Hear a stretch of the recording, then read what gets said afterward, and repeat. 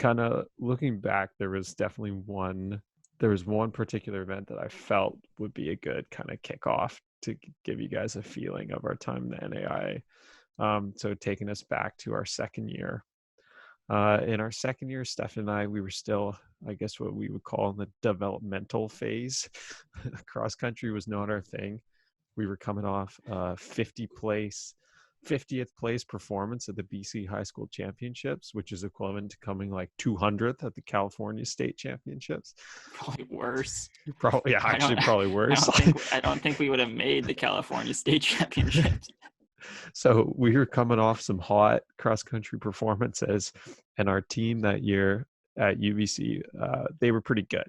The top 7 was the favorite to win the NAIA championships, but we had to complete a conference championships before we were able to go to NAIA. So in the past, our school had always sent our top 7 to the conference champs, but this year they wanted to try something a little differently. Now, they thought that because the competition at conference champs was what they thought was easier, they would send their B squad out there to bring home the qualification. Just blatant disrespect. Of course, Stefan and I just barely squeak onto the B squad for this big trip out to the conference champs. So we find ourselves going to Bettendorf, Iowa. Better known as Quad Cities. Yeah, better known as Quad Cities. So if you've never been there, which I hope you never have, it's a long trip out there. The airport is the size of a shopping mall, a strip mall, and it has no car rental company. So we roll up, we unload from the plane, and we're trying to rent our cars. They have no car rentals for us. So there's one guy in the city who drives everyone around in his own personal vehicles. So we've hired this guy, let's call him Sarge, for the rest of the time that we're there. And he's ripping us around Bettendorf, Iowa. When we were there, our coaches, we realized that they're pretty stressed out. They're starting to realize that they've sent the goon squad out there to bring home the qualification for nationals. And Stefan and I are getting texts from our coach the night before, asking how we're feeling, reminding us of the game plan. We're kind of starting to feel the pressure, knowing that there's not too much trust in us to deliver here. And I mean, in their defense, we didn't exactly have the best track record. But when it comes to the actual race, we start off sloppy start. All our guys were falling behind. Our top runner stopped to tie his shoe in the first 100 meters of the race. But we came back and we ended up beating our arch rivals, the Ozarks, and swept the podium going 1 through 5. Now, I wasn't a part of that 1 through 5. Yeah, Stefan was still developing. And now in the really funny part about this story is the night before, we all attended a banquet dinner.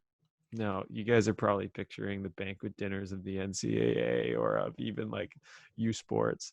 This thing was held in like a Super 8 motel conference center with food that smelled like sweaty feet. And so we rolled in there, and there's like 5 other teams in there. No disrespect, though. No disrespect. They showed up like drove there in their buses from all over. There are like much smaller schools, way lower funding. So we roll in and we're kind of like the big bad Pistons showing up. And we start eating. We're kind of mingling a little bit, and then we hear that there's going to be some awards that are handed out. So there's like a couple awards for top conference runner and such. And then they start handing out these things called champions of character. And right away I'm like, oh, this is stupid. Like, who gets this stupid award? And so they're picking one representative from each team to go up to the front and line up with the other team representatives for champion of character. So they're reading out the names, and then they get to our university and they say, all right, the champion of character is Tanner Geary. So I walk up there. I don't really know how I've gotten it, but I stand up there to receive my award. And then they decide to go through the line and explain what each person has done to receive their award. So I'm standing on the end and I've got one guy beside me on my left, and they're going through from the other side. This guy's done this, this guy's done this, this guy's done this. And then they get to the guy beside me and they start talking about him. Donated his kidney to another guy on the team and risked his life in this surgery to allow his teammate to run. And then he came back in the same year and competed, and he's here at conference. Everyone is like standing up, they're clapping. This guy is like the ultimate champion of character. And then they move over one more spot and they explain what I've done to the champion of character. And they say, oh, this guy completed his first year of university, overcame adversity, and now he's here running for his school. And I get like 3 applauses and that's it. I didn't give you an applause. Yeah, no one did. I didn't deserve it. Compared to this guy, I was ready to go back and sit in my seat. That was definitely one thing that still sticks out to this day, and you'll hear whispered amongst some of the dark corners of our school how I'm the champion of character. Yeah, I remember that day well. Some nice spaghetti at dinner, and then capped it all off with some sweaty bread. You getting compared to someone who donated their kidney. So great. It's good story. Good to start it off. So as for me, I was going to tell one story that I told you about, but I'm going to switch it up. I'll save that one for another day. It's a good one, but I'm going to save it. So I wanted to kind of relate mine to True Regime a bit and how I did not handle making those highlights and like school and track very well. So for those of you that don't know, I started making them for the 2018 season. I was still working full time at a bike warehouse. So I would work 8 hours a day. I'm on my feet the entire day. I come home, I'm exhausted, and then I have to sit in a chair for 3 hours to make the highlights. I did that all just in hopes that in 2019 I could do it for a job, which eventually I was able to, which was nice. But like I'm working so hard to just get one game out a day. But we get to the October, the postseason, and I like commit myself. I'm gonna do every single game, no matter what. And this is during midterm season. I'm just getting plowed by schoolwork. So, and it's during cross country season. So this was in 2018. So my third year. To pile that all on August 1st of that year, I smash my face, lose my front 4 teeth. So I can't really eat. Like I didn't train at all in August. I didn't train much in September.